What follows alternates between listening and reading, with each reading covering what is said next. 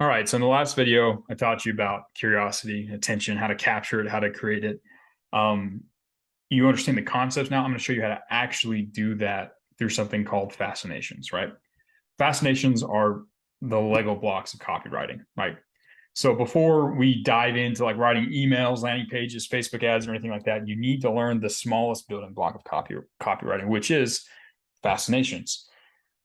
Like where do fascinations come in the copywriting? They're literally everywhere. Like this is a sales page, the headline, it's fascination. This Facebook ad, first little part, fascination.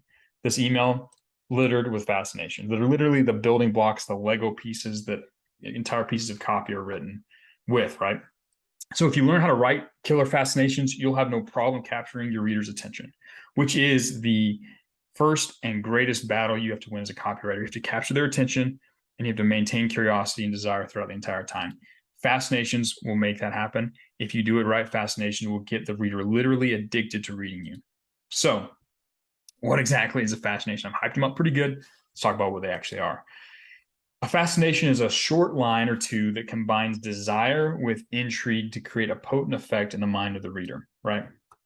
So again, done right, they're going to read it, they're going to see that intrigue, they're going to see that thing that they care about combined with some tease, like some specific intrigue, some specific curiosity elements, and it will make them rabid to read the rest of your work and take action at the end, right? It creates like a splinter in their mind, right? So here's some examples, some like in-depth examples of different really good fascinations. You can get kind of a feel for what it's like. So here's one. This is one of my favorite headlines of all time, and it's wife of famous movie star swears under oath her new perfume does not contain an illegal sexual stimulant. Obviously, this is connected to a desire, and there's enough elements here of there's some specificity, there's some drama, there's some elements of mystery and intrigue that make this extremely curious. You want to know more about this perfume, and wait, there's enough drama here that you have to continue reading, right? This is one. This was from like a single line inside of a landing page, just one little line about halfway down the page. So this is one of many of these fascinations that were on this page, but it was just my weird hashtag strategy that helped me grow by 52,000 followers in 1 month, right? Specific detail compared to connected to something that a person would care about a lot. If you're in the social media game, this is something that would catch your attention. It's specific and it's got a level of mystery, the weird hashtag strategy. There's a level of curiosity there. You want to read, you want to discover what this is. And this is another famous headline, old school ad. That's why it's kind of grainy. And it's amazing secret discovered by one-legged golfer, adds 50 yards to your drives, eliminates hooks and slices, and can slash up to 10 strokes from your game almost overnight. If you read this back in the day and you were a golfer, you had to figure it out, right? It's so interesting and intriguing, and it's connected to something you care about so much. You can't ignore this. You have to keep reading, right? And essentially, all fascinations, they really have two main elements. One is that implied opportunity or threat. There's that thing that they want, that thing that they care about. And then there's specific details or elements that make the reader think that there's something real on the other side, the thing that gives them just enough information that it creates an information gap. So they can be curious about it. And again, when done correctly, your avatar should read this, like those headlines we read, those fascination bullets we read. If you're an avatar that's to like directed to, you should not be able to ignore that fascination, and you should feel that strong compulsion to keep reading. You have to figure out the answer, right? It's that riddle, that unsolved riddle. Now, I'm going to give you some formulas you can use to create fascinations, right? We talked about what fascinations are, how they work. You understand how curiosity works. I'm going to give you some actual recipes for how to do it, right? Now, these are general recipes, right? Like you'll be able to use them. You can combine these elements together. You can use them independently. Some of them might seem a little salesy, a little cliche. You might not use all of them in every project. You might need to find the balance there. We'll talk about that a little bit at the end, but these are recipes you can pick up and start writing fascinations right away for any project you're using, right? First one, how to. I've created an example one here. So if you're going to write using a how to, you would just swap out the specific details with the specific details from your project and the desire or threat or whatever with the desire or threat from your avatar in your project, right? So how to become a 10K a month copywriter as quickly as possible. The secret to writing killer fascinations every time you sit down at your computer. There's the why formula, why most billionaires start their day in the exact same way. The what formula, what to do if you If you want to land your first copywriting client in less than 30 days, what never to say on a first date. If you actually like the girl, it's kind of like an inverse of the what. And that one's a really good one for the threat. Then there's plus. Plus is good if you want to stack on an additional.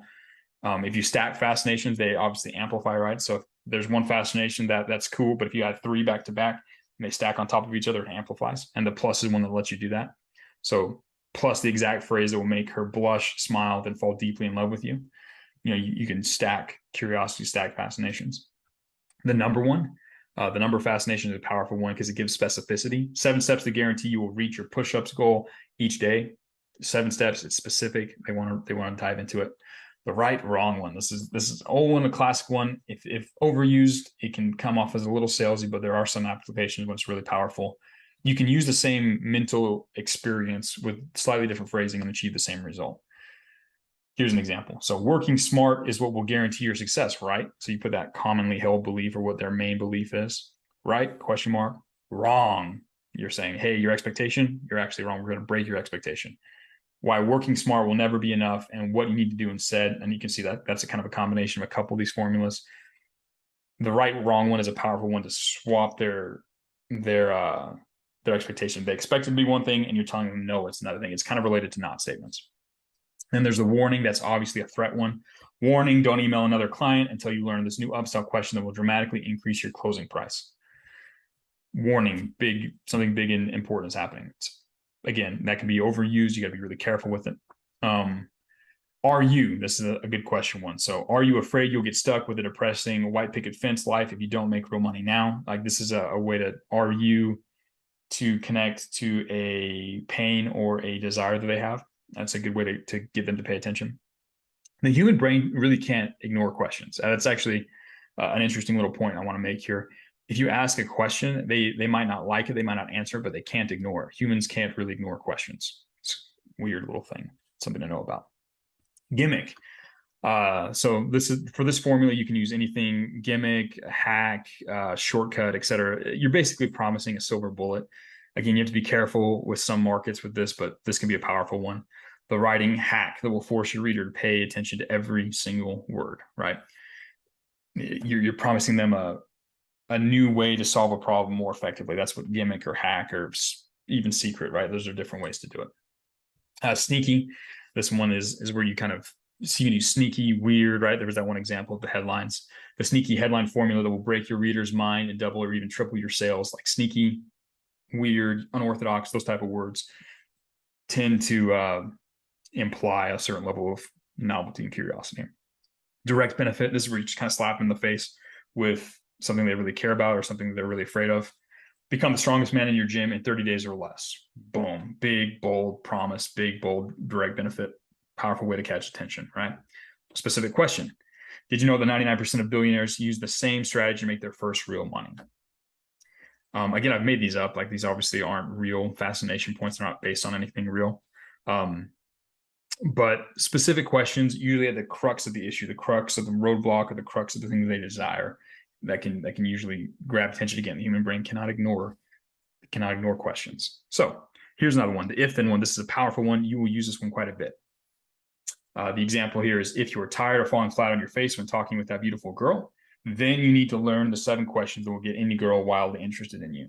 That first part, that if, usually asking a question about something that they desire or something they fear. And in the then section, you then tease the mechanism for getting what they want or avoiding the pain that they're dealing with, right?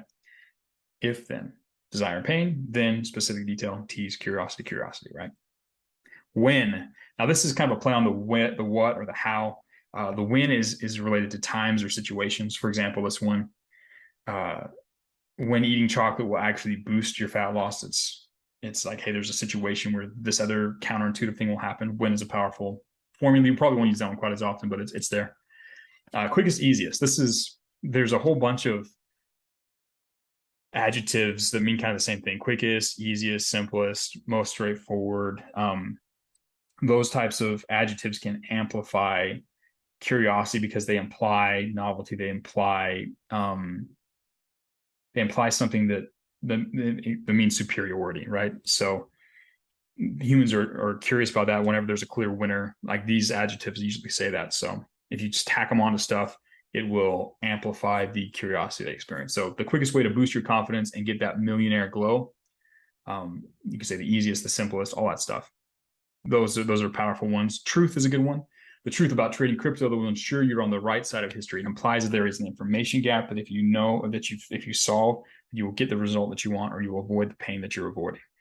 Truth, again, secret's kind of a variation of this one. But truth is a powerful formula. Better than is good. So this example, better than caffeine, discover the best legal supplement for greater focus and discipline. This is where you're breaking their expectations again, right? Where they're saying you take what they think is the best option and you say, hey, there's a new thing that's better than that option. It's not necessarily product based, but it's more like solution type based. So better than is a cool way to flip their expectations and present them something new. And then single, right? And it's kind of related to the number one, but single is focused. It's like, this is the most important thing. When you say single or the single blank, it adds importance to that thing. It magnifies the size and the importance of the thing you're teasing. So the single step you must take before all of your sales calls to maintain frame and close like the Wolf of Wall Street.